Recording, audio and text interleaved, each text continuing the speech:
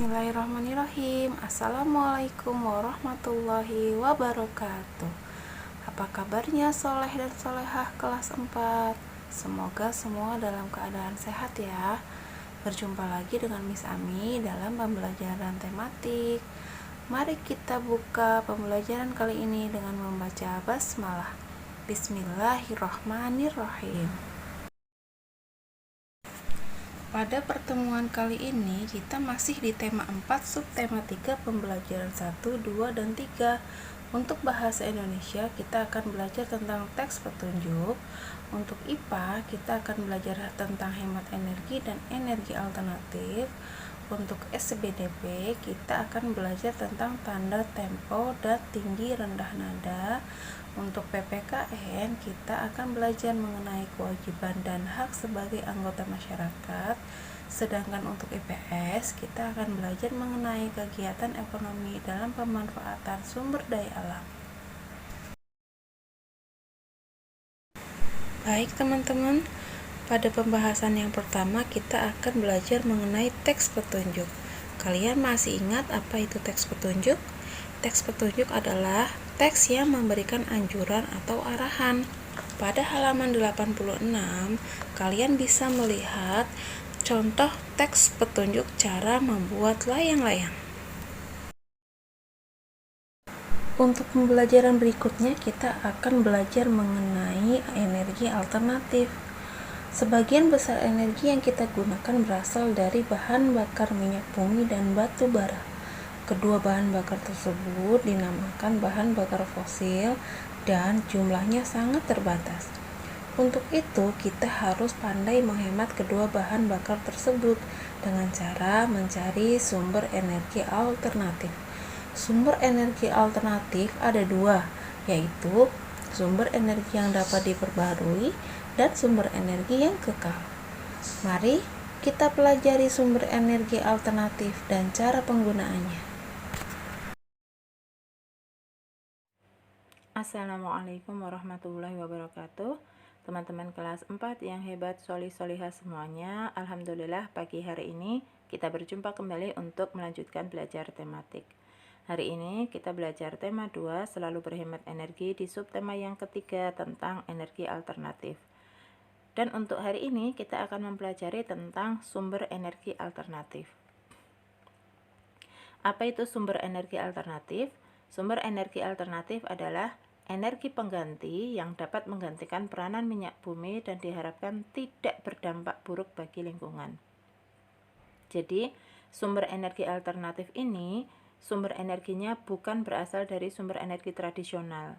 Sumber energi tradisional itu berasal dari sumber energi fosil, misalnya minyak bumi, gas alam, kemudian batu bara. Nah, untuk sumber energi alternatif ini tidak berasal dari minyak bumi maupun batu bara maupun gas alam itu, tetapi dari sumber energi yang lain. Nah, apa saja untuk sumber energi alternatif? Yang pertama ada matahari.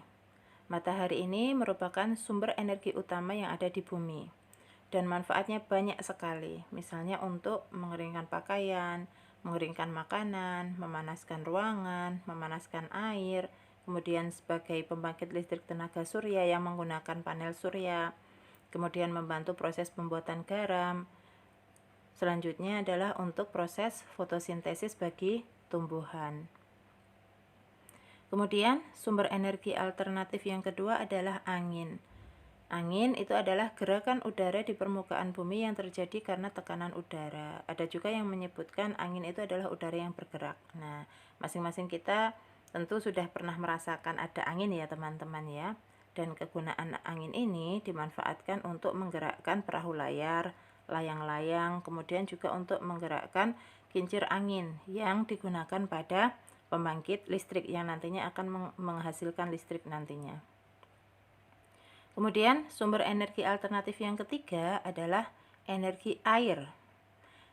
Energi air adalah energi yang diperoleh dari air yang mengalir. Aliran air yang sangat deras dapat digunakan untuk menggerakkan turbin pada pusat pembangkit energi listrik. Contohnya pada bendungan-bendungan itu. Nah, manfaatnya air di sini digunakan pada pembangkit listrik tenaga air atau disingkat dengan PLTA. Sumber energi alternatif yang keempat adalah panas bumi atau energi geotermal. Energi panas bumi adalah energi yang berasal dari panas yang tersimpan di bawah permukaan bumi.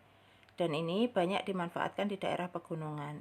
Jadi di pusat bumi itu ada batuan-batuan yang sangat panas yang kemudian nanti akan memanaskan air sehingga akan dihasilkan uap. Nah, uap ini yang kemudian akan kita gunakan gitu ya untuk nantinya sebagai pembangkit listrik. Kemudian sumber energi yang kelima itu adalah gelombang air laut. Gelombang laut termasuk energi gerak yang besar. Nah, ketika gelombang air laut itu menumbuk pantai, mengenai pantai, gelombang laut itu akan menghasilkan energi yang besar dan nantinya akan dimanfaatkan sebagai pembangkit listrik. Yang selanjutnya, sumber energi alternatif yang keenam adalah bahan bakar bio. Bahan bakar bio itu adalah bahan bakar yang berasal dari makhluk hidup, baik itu hewan maupun tumbuh-tumbuhan. Untuk contoh yang pertama adalah bahan bakar yang dihasilkan dari tumbuhan. Contohnya ada tumbuhan berbiji yang mengandung minyak. Contohnya ada bunga matahari, tanaman jarak, kelapa sawit, kacang tanah, dan kedelai. Yang ada di gambar ini adalah contoh tanaman jarak. Jadi bijinya nanti yang akan diolah menjadi minyak. Kemudian bahan bakar yang dihasilkan dari tanaman-tanaman tadi dikenal dengan nama biodiesel. Nah, biodiesel ini digunakan untuk bahan bakar minyak, dapat untuk menggantikan solar. Kemudian, contoh tanaman yang lain yang bisa digunakan sebagai bahan bakar adalah ada tanaman singkong, ubi, jagung, dan sagu. Ini yang dapat diolah menjadi bioetanol.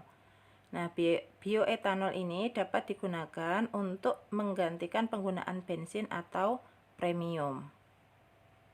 Itu tadi untuk contoh tanaman-tanaman yang bisa diolah menjadi bahan bakar bio. Yang selanjutnya adalah bahan bakar yang dihasilkan dari hewan. Contohnya adalah kotoran hewan ternak yang dibuat menjadi bahan bakar biogas. Prosesnya, kotoran hewan ternak yang sudah ada itu tadi dimasukkan ke dalam ruangan bawah tanah atau ke dalam sebuah lubang. Kemudian kotoran hewan ternak itu tadi akan diuraikan oleh bakteri yang nantinya akan dihasilkan gas metana. Kemudian gas itulah yang nanti akan digunakan atau dimanfaatkan. Nah, manfaatnya untuk apa biogas ini? Contohnya adalah sebagai bahan bakar kompor. Jadi di rumah-rumah, kemudian untuk penerangan, yaitu digunakan untuk menghasilkan listrik untuk lampu. Kemudian juga bisa digunakan pada kendaraan bermotor. Nah, teman-teman, itu tadi contoh sumber energi alternatif. Ada matahari, angin, air, panas bumi, kemudian gelombang air laut, dan bahan bakar bio.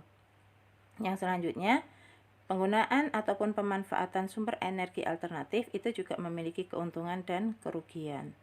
Untuk keuntungan penggunaan energi alternatif yang pertama adalah bisa mengurangi penggunaan sumber energi yang bersumber dari fosil. Jadi mengurangi penggunaan misalnya minyak bumi, batu bara maupun gas alam. Kemudian yang kedua adalah tersedia setiap waktu dan tidak akan habis. Keuntungan yang ketiga, tidak menimbulkan pencemaran lingkungan atau bisa kita sebut sebagai ramah lingkungan. Keuntungan yang keempat adalah harganya tidak bergantung pada harga dunia. Selain memiliki keuntungan, ternyata penggunaan energi alternatif juga ada beberapa kekurangannya atau kerugiannya. Yang pertama adalah dibutuhkan biaya yang besar untuk menyiapkan teknologi yang tinggi untuk mendapatkan energi alternatif. Jadi butuh biaya yang besar, butuh biaya yang banyak. Yang kedua, dibutuhkan teknologi yang tinggi untuk mengubah energi alternatif menjadi bentuk energi listrik ataupun bentuk energi yang lainnya. Dan kekurangan yang ketiga adalah ketersediaan energi alternatif ini dipengaruhi oleh musim dan cuaca. Nah, itu tadi untuk beberapa keuntungan dan kekurangan atau kerugiannya penggunaan energi alternatif. Demikian teman-teman untuk pembelajaran kita hari ini berkaitan dengan sumber energi alternatif. Insya Allah untuk pertemuan yang selanjutnya akan kita lanjutkan dengan pembahasan selanjutnya. Ustadzah akhiri, tetap semangat semuanya. Wabillahi taufiq wal hidayah. Assalamualaikum warahmatullahi wabarakatuh. Nah, teman-teman, sekarang kita memasuki materi berikutnya, yaitu SPDP tentang tinggi rendah nada atau tempo. Mari kita nyanyikan bersama lagu Layang-Layang.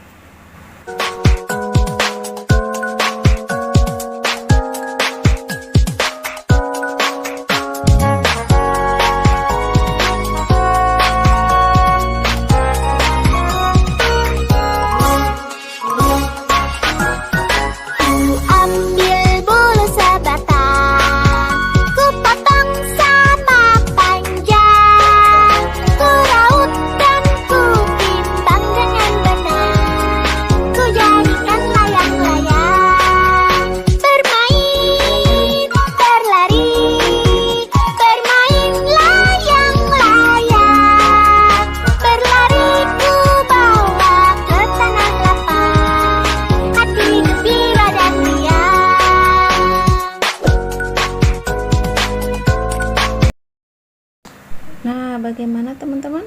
Seru kan? Setelah kalian menyanyikan lagu Layang-Layang, mari kita lanjutkan ke pembelajaran berikutnya, yaitu pembelajaran 3 pada halaman 98. Silahkan kalian baca bacaan tentang hemat energi setiap hari, kemudian kalian jawab pertanyaannya dan kumpulkan ke Google Classroom. Oke?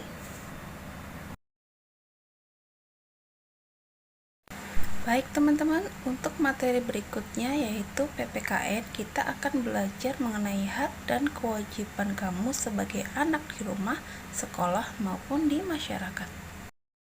Yang pertama, hak anak di rumah.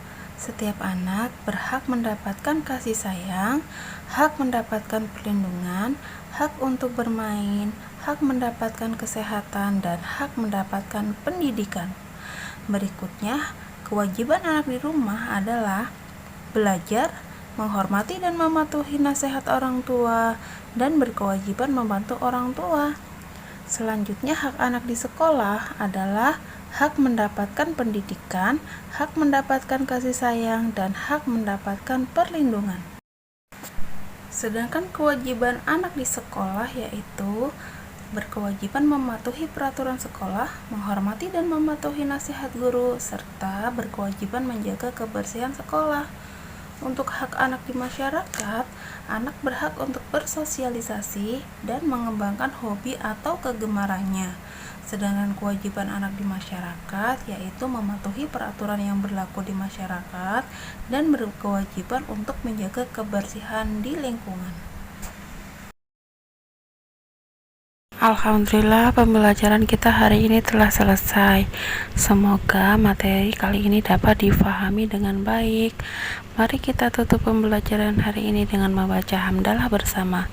Alhamdulillahirabbil alamin. Wassalamualaikum warahmatullahi wabarakatuh.